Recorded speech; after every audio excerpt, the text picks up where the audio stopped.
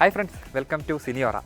പൊട്ടിപ്പോയൊരു പടത്തിൻ്റെ മൂന്നാം ഭാഗം വന്ന് 100 കോടി ഇത് അടിക്കാൻ പോകുന്നു ഞാൻ ഈ വീഡിയോ ചെയ്യുന്ന സമയത്ത്. അത് ഇന്ത്യൻ സിനിമയിൽ എന്നല്ല, ലോക സിനിമയിൽ തന്നെ ഇതുവരെ നടന്നിട്ടില്ലാത്തൊരു കാര്യമാണ്. പടം ആട് 3. ആടിനെ പറ്റി പറയുമ്പോൾ ഇങ്ങനെ തന്നെ പറഞ്ഞു തുടങ്ങണം. കാരണം അതിൻ്റെ ഫസ്റ്റ് പാർട്ട് ഞാൻ CD ഇട്ടിട്ടാണ് കണ്ടിട്ടുണ്ടായിരുന്നു. അന്ന് ആ പടം അത്ര പോപ്പുലർ ആയിരുന്നില്ല. ഇന്നിപ്പോൾ അതിൻ്റെ മൂന്നാം ഭാഗം തിയേറ്ററിൽ പോയി കണ്ടു.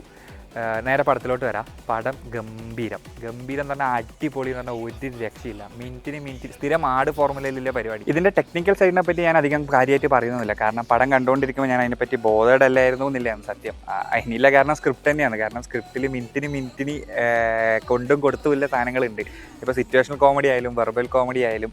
എന്നിരുന്നാലും ഇതിൻ്റെ പ്രൊഡക്ഷൻ ക്വാളിറ്റി ഗംഭീരമാണ്. കാരണം മലയാള സിനിമയിൽ തന്നെ ഞാൻ ഇങ്ങനെ ഒരു പരിപാടി കണ്ടിട്ടില്ല. വൺ ഓഫ് ദ ബെസ്റ്റ് പ്രൊഡക്ഷനാണ് മലയാള സിനിമയിലെ. അതുപോലെ വേറെ എടുത്തു പറയേണ്ട ഒരു പേര് ഷാൻ റഹ്മാനാണ്. അയാൾ ചെയ്ത് വെച്ച ഐക്കോണിക് BGM ഉള്ളൊരു സംഭവം തന്നെ കേട്ടോ. അതിങ്ങനെ തിയേറ്ററിൽ മറ്റേ ടൻ ആടിൻ്റെ സാധനം ആയാലും ഡ്യൂഡിൻ്റെ ആയാലും ഷമീർ, പിന്നെ എനിക്ക് ഏറ്റവും ഇഷ്ടം രുതിര താളമേ ആ BGM.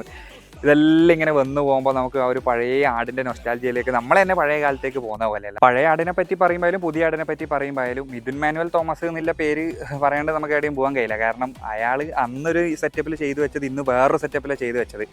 എന്തായാലും അയാൾക്ക് വൻ പരിപാടികൾ ചെയ്യാനില്ല. അയാൾക്ക് ആ പരിപാടി അറിയാം, വൻ സംഭവം ചെയ്യാനുള്ള ആളുണ്ട് അയാൾ, മിഥുൻ മാനുവൽ തോമസ്. പിന്നെ പെർഫോമൻസുകളെ പറ്റി പറയേണ്ട ആവശ്യമില്ലല്ലോ. ഷാജി പാപ്പനും പിള്ളറും തൂക്കിനി, തിയേറ്റർ തൂക്കിന്ന് പറഞ്ഞാൽ പൊളിച്ചിനി. കാരണം മലയാള സിനിമയിൽ തന്നെ one of the best comical gang ആണ് ഷാജി പാപ്പനും പിള്ളറും. അതിൽ തന്നെ ബാക്കി വരുന്നതിൽ സർബത്ത് ഷമീർ, നമ്മൾ ആശാന്, അതുപോലെ സാത്താൻ സേവിയറിൻ്റെ ഇൻട്രോ ഗംഭീരമുണ്ടായിനി. എല്ലാ പാർട്ടത്തെയും പോലെ ഇതിലും ഗംഭീരമുണ്ടായിനി. അപ്പം പിന്നെ എനിക്ക് ക്ലൈമാക്സിൽ ഞാൻ അത്ര സാറ്റിസ്ഫൈഡ് അല്ല, പെട്ടെന്ന് കൊണ്ട് അങ്ങ് തീർത്ത പോലെ. അതെനിക്കൊന്ന് മെയിനായിട്ട് 4 നെക്സ്റ്റ് പാർട്ടിലോട്ടുള്ള ലീഡാണ്.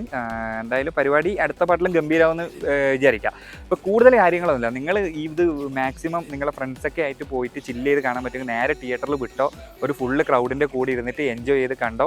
3 മണിക്കൂറിൻ്റെ അടുത്തിൻ്റെ പടം, അത് നിങ്ങൾക്ക് വർത്തായിരിക്കും, അതെൻ്റെ ഗ്യാരണ്ടിയാണ്. അപ്പോൾ കൂടുതൽ കാര്യങ്ങളൊന്നുമില്ല. Okay, thank you.